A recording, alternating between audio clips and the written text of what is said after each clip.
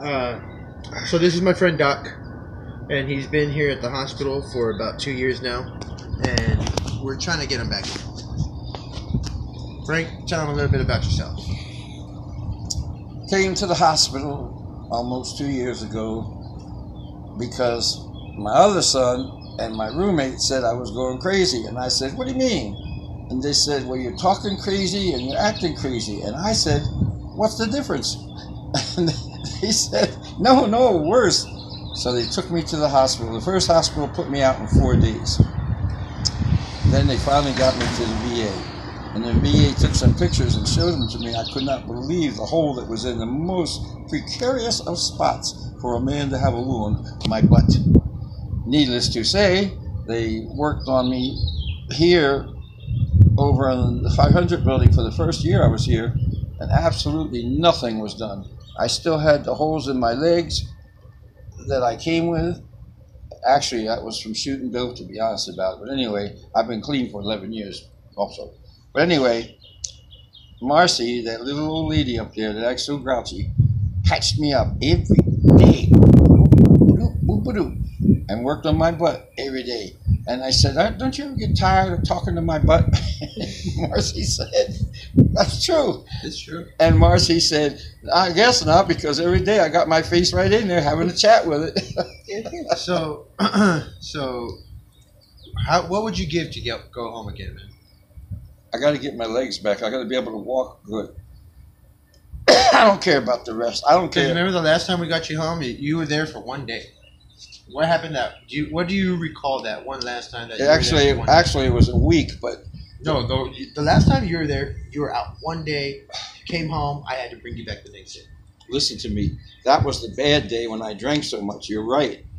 But I had been out a few days before that, drinking every day like a fool, and waiting for the nurse to come, and she never came. The home nurse never came. She showed up the last day, like you said, on the day when you brought me back to the VA, and then she said, "Well, we couldn't get a hold of you by telephone. Home care has nothing to do with the telephone. They don't put bandages through the speaker. As far as I know, they they come and they patch you up." When I showed her what was going on, I dropped my drawers and laid across the bed. She said, "Oh my God." I said, yeah, well, it's your fault because you didn't come and help me. But she's an old friend of mine. So now she's probably wondering if I'm dead or alive, and that's all right too. So what are the things that you would need to be able to function out in the real world? I got to get this outside hole where the bed sore was to close completely. But they're telling me now it tunneled through my butt almost out to the other side. I have no idea what to do about that. Okay, so you're going to need a nurse. What other type of assistance do you think you would need? Like, well, if we got you home, we know that you can take care of yourself mostly with what you need to do by yourself. Yeah. What do you think you would need assistance with? Because that's usually what they're doing here. What are they taking care of you that they would need out there? The only thing about that is I don't want to go back to Angel's house. Not as long as David's there. David did me dirty, and this has nothing to do with that. This has nothing to do with that. What are you speaking about home? So you don't have a home then, huh?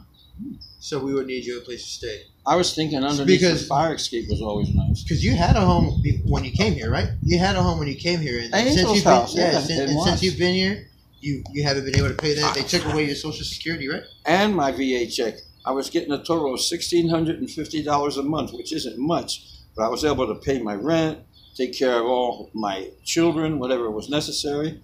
And then just recently, one of my children who was rolling in the bucks felt sorry for me. He bought me a new phone. Oh, you didn't see it, did you? It's upstairs. He bought me a new phone exactly like my old one without the cracked face. Nice. And after my birthday passed, I boo-hooed on the phone and I said, "You didn't come to see me on my birthday. And would you please turn my phone back on?" I can't even get a friend on my birthday, man. So weeks late, but he paid the phone too. So, man, so all this has just happened just you being here, huh? Alright. Because I want to do the best I can to try to get you back to the real world. But I want to know exactly what we're going to do. And if there's anybody else out there in the world who can help us out.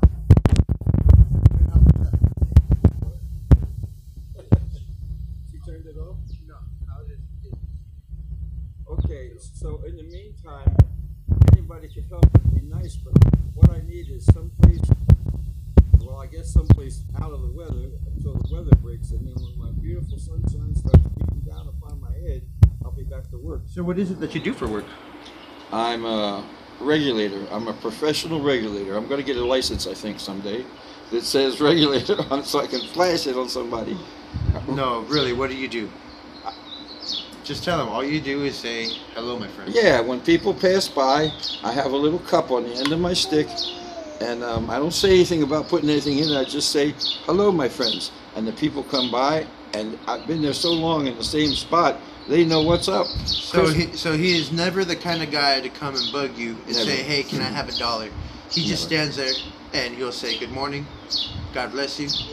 That's all. Yeah. All he has is positivity. Now, this guy has been the most positive person in my life that I have ever had anybody to thank.